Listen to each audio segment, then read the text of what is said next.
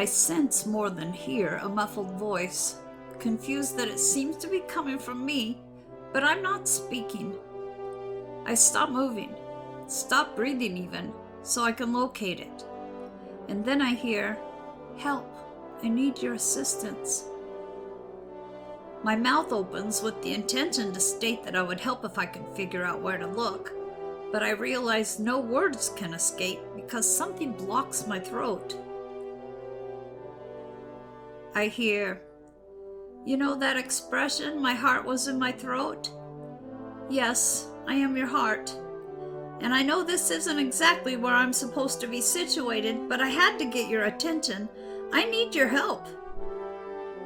I decided that I would be the receptacle for the tears when you tried so hard to choke them back. But I didn't realize that I would be a heart sponge. I'm close to failing because of all I have retained. And I need you to wring me out, please, or we will both be goners. I realize I am definitely in an alternative reality, and it is suddenly so clear the damage I have done by being stoic. I cough gently. Nothing. I put more effort behind it the next time, and out flies a heart. So swollen and distorted, it's almost beyond recognition. Since I can now speak, I say, "I'm not sure I can even get my hands around you. How have you survived this long holding all my tears?"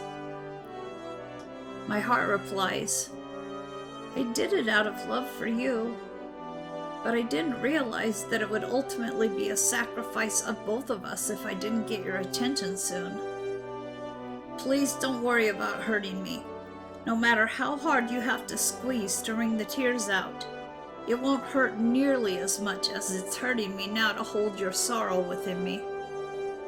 I hold the hopes and dreams you've given up on. I hold the pain you have choked down because you feared you couldn't survive if you allowed yourself to feel it fully."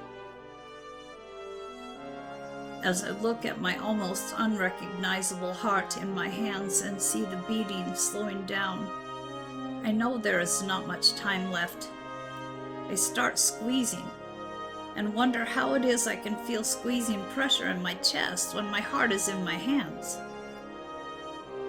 This vital organ of mine, near failure, reads my thoughts and explains. As I began to struggle from expanding far beyond the space that was meant for me, the tissues surrounding me came to my aid and started to constrict to give me more room. Every time you started to feel pain but tucked it away instead of acknowledging it, we took it on. And it is a vast network throughout your body at this point, since you have found it so important to stay strong and ignore how devastated you are. I cry even harder now as I realize the burden I've placed on my entire body by ignoring the emotions too painful to deal with. The ones that I thought I had numbed, but had apparently only temporarily derailed. This whole time I have continued to wring the tears out of my heart, and it is now beginning to look more like how I would have imagined it to look.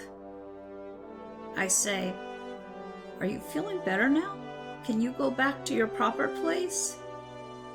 I don't want you to catch my unshed tears anymore. It's my job to deal with them from now on. I apologize to you and this mighty network for the ways I have limited your functioning with this game I've been playing with myself that I am fine. I'm not fine. I am not sure if I will ever be fine. But my emotions are my responsibility to deal with, and you are not to take them on in the future. Here, I have an idea." I gather up some cotton balls and start to quickly manufacture a fluffy coat for my heart. "You deserve some comfort. This is the least I can do to thank you for going above and beyond for me. I would have understood if you had chosen to ignore me. I'm used to that after all." My heart whispers in the most gentle, loving voice. Even if I nearly succumbed to heartbreak, it was better than when you had me trussed up in protective steel. I was safe, yes, but I felt so neglected, unseen, and unloved. I wouldn't want to go back to that. You set me free when you decided to take the walls down.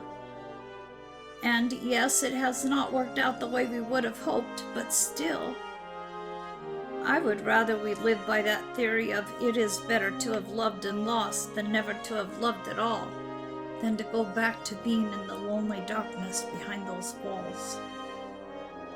Thank you for the cotton coat. I believe I'm ready to go back. There is no comforting cotton coat for you, though. Can we agree you'll be gentle with yourself? I'll do my best, I say. That's all I can promise. I will do my best to resist erecting the walls around you again, so you're free to feel everything a heart is meant to, good or bad. I guess it's all part of the journey, isn't it?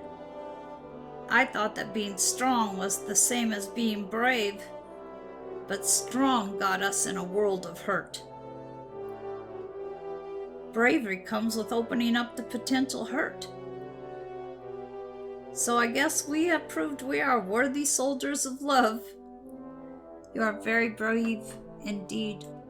Thank you, my friend, my heart, for loving me enough to take the bullets I was trying to dodge. You are very brave indeed.